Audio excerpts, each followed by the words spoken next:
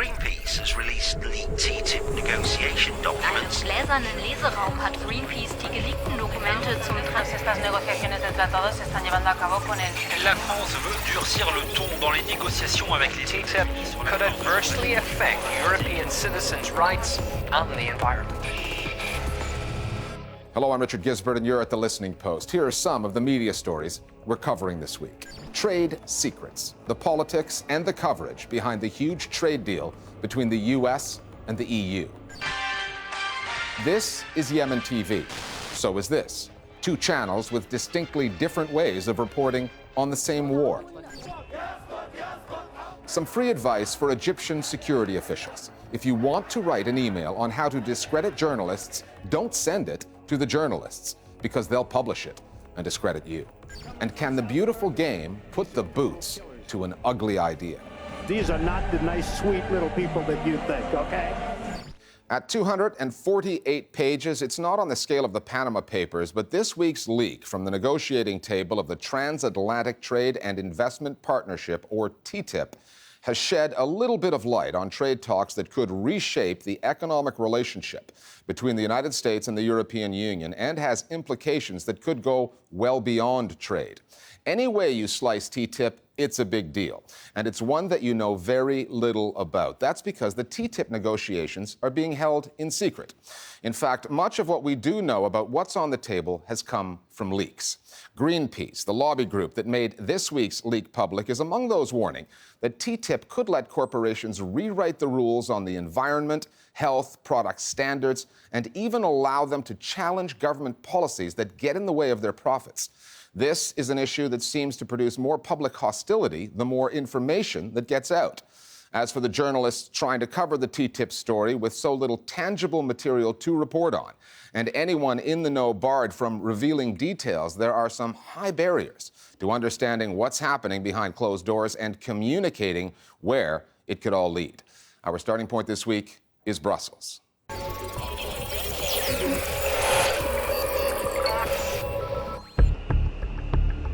The stated purpose of the Transatlantic Trade and Investment Partnership is to liberalize roughly 1/3 of global trade. The stated benefits: reducing tariffs, regulatory barriers, and creating jobs. The stated risks are to things like food safety laws, environmental protections, and other domestic laws that could be trumped by an overarching trade deal. And if that isn't concerning enough for skeptics or journalists, there's the question of transparency. Even if an agreement is reached, the EU has banned the negotiating documents behind TTIP from being made public for 30 years because of their so-called sensitive nature. As for the leak, a public debate is absolutely urgently necessary. Greenpeace says a source, it did not say from which side, approached the organization, and Greenpeace then published the documents. Greenpeace's stated reason: to provide much-needed transparency and trigger an informed debate on the treaty. Trade negotiations have always been kept in this sort of secrecy because you talk of economic interest. However, there's a huge public interest in knowing what's going on in these negotiations. The European Commission has been trying to be more transparent. They published their negotiation position, they published it online. Unfortunately, the United States has not followed suit. We considered a trade negotiation between the United States and Europe as a new opportunity for a different level of transparency and openness. Two robust democracies able to have a negotiation. Unfortunately, what we've seen is doubling down of secrecy in these negotiations. And this explains why the TTIP leaks came out and what TTIP leaks are about. Disclosing, making sure that not only the European position will be out, but also the US position will be known to the public. So this is the major game changer in this event. The documents outline disputes over regulation. The American position: future regulations passed in the US or Europe on things like environmental protection, public health, and consumers' rights would all be subject to TTIP rules, potentially tying the hands of legislators and diminishing the sovereignty of states. As Greenpeace put it, the EU position is very bad, the US position is terrible. The prospect of compromising within that range is awful. The lobby group went on to say the talks are like a race to the bottom in environmental, consumer protection, and public health standards. The most significant effect of these leaks is that we now know exactly what the American side wants. That's a good thing, especially from a journalistic point of view. It puts more pressure on the American side to be more transparent. And it has, of course, increased the skepticism to TTIP. We've been seeing statements of politicians like the French president, François Hollande, who now used this as another opportunity to mark his critical position on TTIP. So it has put even the pressure on the negotiators a bit higher. These TTIP leaks might change in the way in which public opinion will become more involved, and possibly the media are going to be reporting about the complexity of an agreement, which is much more than a usual trade agreement. This is not business as usual. This is a new form of governance that require a much more inclusive process of debate and discussion. The leak provided news organizations with a way into the TTIP story, which, given the complexities of international trade law, was challenging enough to cover, even without the secrecy shrouding the talks. Then there's the economic state of the news industry, with so many outlets shedding resources and journalists. This is the biggest, most complicated series of trade negotiations ever undertaken, and there are fewer and fewer specialist reporters who actually understand the material that has been made public, who actually get what is going on. If you look at these texts, they're very, very difficult to understand. And I think that's a struggle for a lot of journalists. Journalists were asking me, so, okay, can you give me a specific quote? But it's not that easy. It's not only up to us to give meaning to what's in these documents. I think it's for the entire public, it's for NGOs, it's for journalists to make up their mind and start the debate around these negotiations. One of the challenges with these types of complex trade negotiations is that the media doesn't really even know where to start. This is not a trade story. This is a story that touches on all of these different elements of our daily lives. What I think is important is that health reporters and environment reporters and financial industry reporters need to see that TTIP is directly relevant to their areas. Ultimately, this is a story about transparency, a point that Greenpeace made symbolically when it built a glass reading room in the shadow of Berlin's Brandenburg Gate, inviting the public to peruse the documents. Greenpeace also lit up the Reichstag, the German parliament, with a projected version of what was leaked. As media stunts go, they were effective for a news cycle or two. However, in the TTIP negotiations, NGOs like Greenpeace and other non-corporate actors are saying that they, like the vast majority of citizens, are on the outside of this process, trying to see in.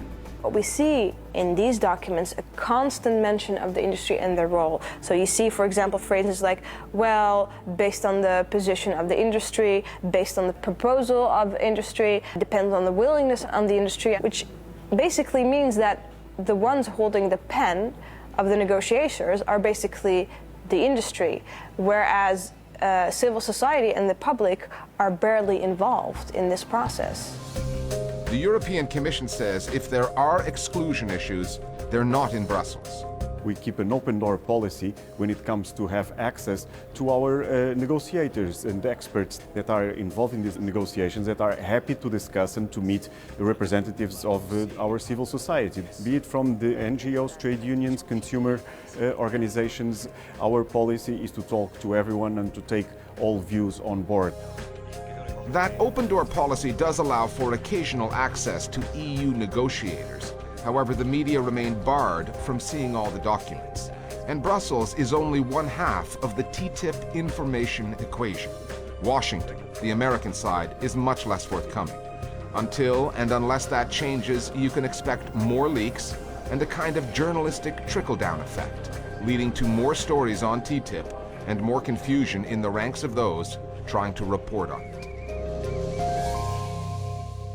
On the download now, some thoughts on TTIP, secrecy, and the reporting of the negotiations. Journalists around Europe, the good ones, have tried to cover TTIP and delve into what's actually going on. But such is the secrecy surrounding this whole treaty, it's proven to be impossible. They are up against a bureaucracy that is just there to slow them down, not have ease of access or have true transparency.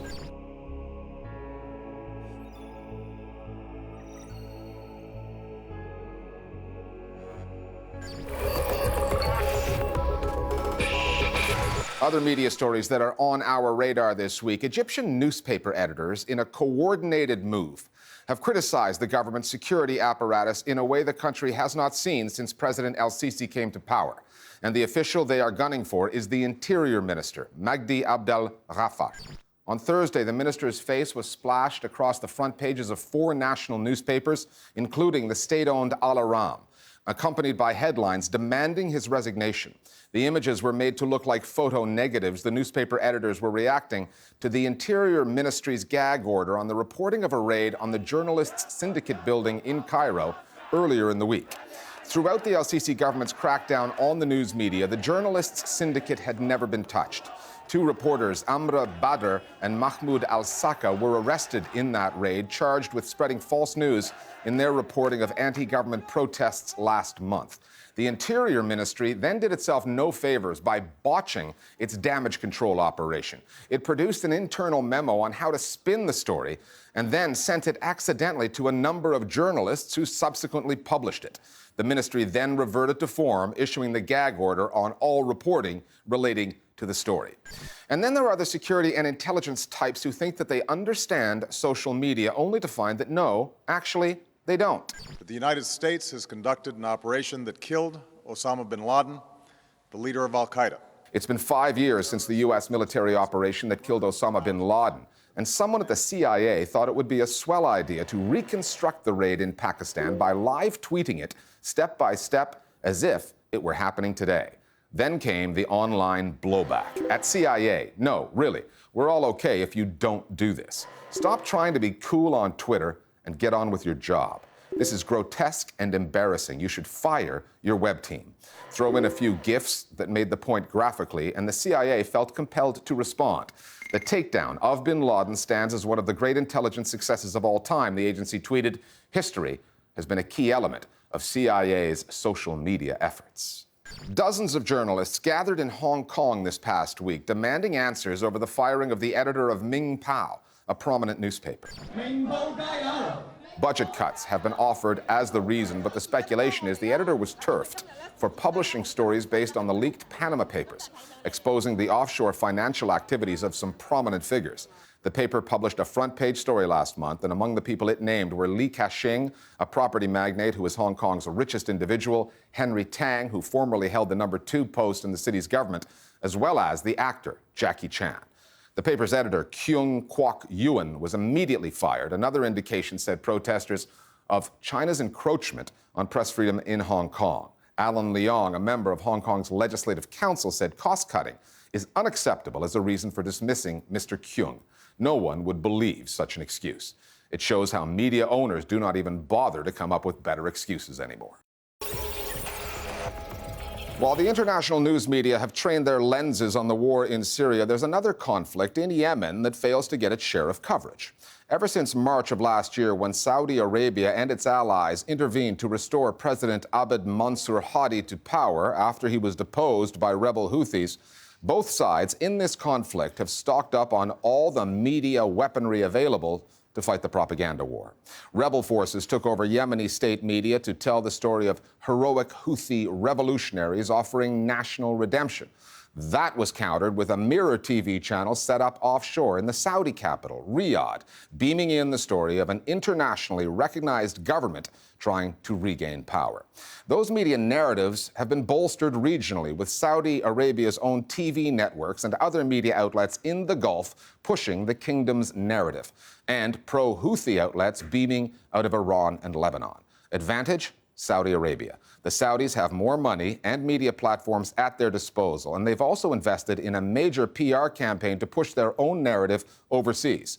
But with the war there now into its second year, at least 6,000 people killed, and an unfolding humanitarian crisis, that's a tough story to put a positive spin on. The Listening Post's Marcela Pizarro now on Yemen, the war, and the way the story's being reported.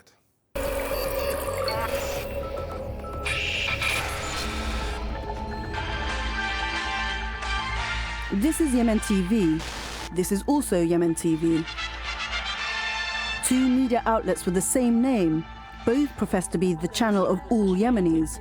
They're reporting on the same war, to the same local audience from totally opposite angles. One is the main state-owned channel under the control of the Houthis, the rebel group that took power in 2014. وأطفال اليمن الذين يعانون يوميا من القتل والدمار والهلع الذي يرتكبه العدوان السعودي الأمريكي. The other was launched in 2015 out of the Saudi capital of Riyadh, a move to back exiled President Abdul Mansur al-Hadi on the airwaves, as Saudis led a military intervention to reinstate him on the ground. استشهد مدني في قصف مدفعي عشوائي شنته الميليشيا الانقلابية على أحياء سكنية بمدينة تعز. It was like a boxing match in the media. The Houthis were trying to obviously seize this kind of power over the domestic audience about events that were going on, trying to obviously make the Saudis out as the main enemy. حيث تتواصل انتصارات الجيش واللجان الشعبية ضد قوى الغزاة والمرتزقة في مختلف جبهات القتال. Whereas from Riyadh's perspective, the Houthis were the enemy, and they were, if anything, invaders into Sana'a. يذيق رجال المقاومة والجيش الوطني أفراد الميليشيا الويلات. تعود عصابات التمرد لقصف المدينة. From the Saudi side and the Yemeni government side, this war is all about bringing back the legitimate government, which is President Hadi and the government he has in Riyadh. And they continuously keep repeating this narrative in all the papers. This is all about bringing back stability, bring back peace into Yemen. Obviously, that's not what's happening, because instead of bringing back peace, they're blowing the country into pieces. And on the other side, the Houthis, they're really playing into this whole, we're the national force on the ground that's fighting this foreign intervention that's coming in from the air. The Houthis' own strategy has been quite limited because they lack platforms, they lack funds, they lack access, they lack experience in this field. You're looking at a group that represents anywhere between 10% and the exaggerated version, a third of the country, that had very little access to government institutions, and overnight they needed to present a very coherent media narrative. Of course, they have failed to do so. But this is a conflict that goes beyond Yemen, that's shaken the Middle East and aggravated regional rivalries, a conflict being fought on a media battlefield throughout the region. On one side, there are channels broadcasting out of GCC countries. On the other, Iran's Arabic language channel and two outlets from Lebanon. When you watch, for example, Al Jazeera Arabic, or if you watch Al Arabiya. ضراوة المعارك التي دارت هنا تسببت بكل هذا الدمار علاوة على همجية وعبثية الميليشيات الانقلابية. They will support the stories that support their narrative and that they want heard by the world, like the atrocities that are being committed by the Houthis, and very little attention is being put by the extreme humanitarian catastrophe and loss by Saudi airstrikes. You have the counter-narrative coming from pro-Houthi news stations and media organizations in the Middle East. Al-Manar, the voice of Hezbollah. أما الجهد السعودي لإشعال المنطقة وأزماتها فيقاس بما تكشفه الأيام من تنسيق عال بين الرياض وتل أبيب. الميادين, which is also based in Lebanon, and Al-Alam, which is an Iranian TV station and media network. واصل تحالف العدوان السعودي ومرتزقته خرق اتفاق وقف إطلاق النار باستهداف المدنيين وممتلكاتهم في اليمن. More or less, the three stations are championing the cause of the Houthis, with very little attempt at disguising that. We are talking about sheer propaganda through and through. In the pro-Iranian media coverage, you never get the sense that the Houthis have been driving this conflict from the beginning and that they've pushed the conflict at every stage. ميدانيا استشهد 7 أطفال وامرأة فيما جرح 12 بينهم 6 أطفال في غارات لطائرات التحالف. You get the impression that this is some sort of capricious, wild action by irresponsible and perhaps even bloodthirsty Gulf troops that are just randomly killing people left, right, and center for no reason. And I think there's been a great deal of focus on civilian deaths and suffering, as I say, as if it were all caused by the coalition. So I think their coverage has been wildly biased and intended to cast the coalition's intervention in the worst possible light. Hussein Ibish is with a think tank funded by different Gulf states. This year it's Abu Dhabi. Last year it was Saudi Arabia. According to the Institute's tax filing in 2014, part of its mission is to, quote, engage with the local, regional and international print and broadcast media, as well as blogs and other social media on issues of importance to the US and the Arab Gulf states. Saudi Arabia has spent millions of dollars hiring PR firms to target journalists and policymakers. Take Washington-based Corvus, whose clients also include Bahrain. They're on a $240,000 a month retainer to push the Saudi line through press releases, briefings, and online sites like this one. And Arabia Now, a media portal which reiterates Riyadh's commitment to providing humanitarian aid for civilians affected by the war. Add to that the TV appearances and op-eds by key political figures in the international media.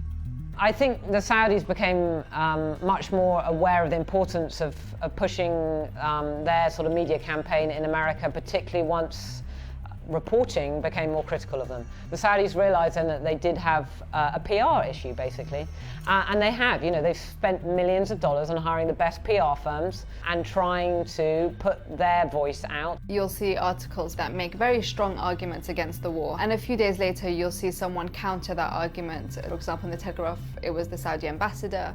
In the New York Times, President Hadi wrote an op-ed. You had the Saudi ambassador to the United States respond to articles on the Wall Street Journal. I don't think the Houthis will probably be having the same budget to be spending on trying to get any of the Houthi representatives writing to the New York Times anytime soon. So what the Saudis have tried to do is to say, look, you know, first there's another side here. There's the Houthis, and to emphasize the idea that they represent Iranian influence, Iranian encroachment, and that the coalition simply had no choice but to fight back against that.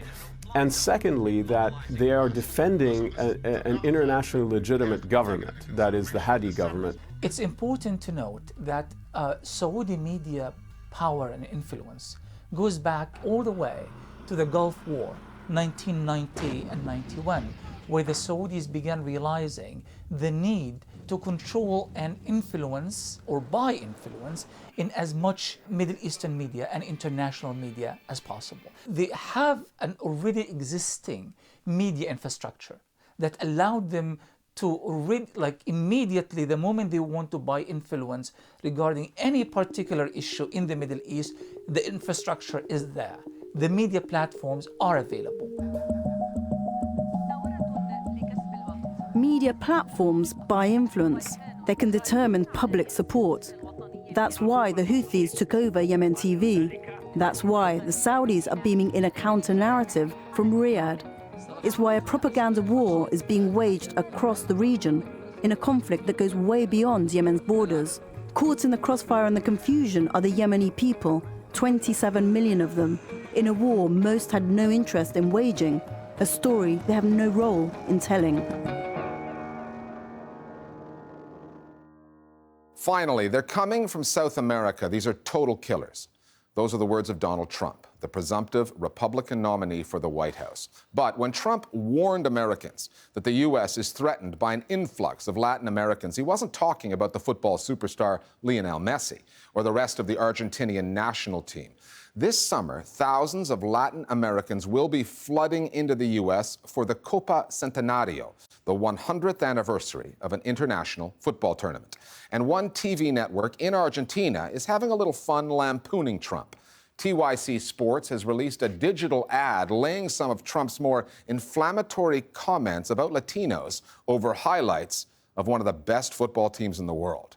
This tournament is less than a month away, so if Donald Trump wants to build that wall, he better get going.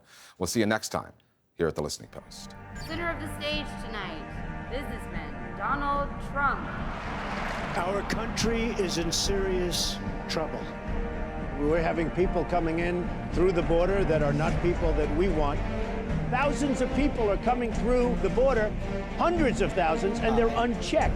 And then they're being shipped all over the United States. We don't even know where these people are all coming from. They're coming from all over. They're coming from South America. These are total killers.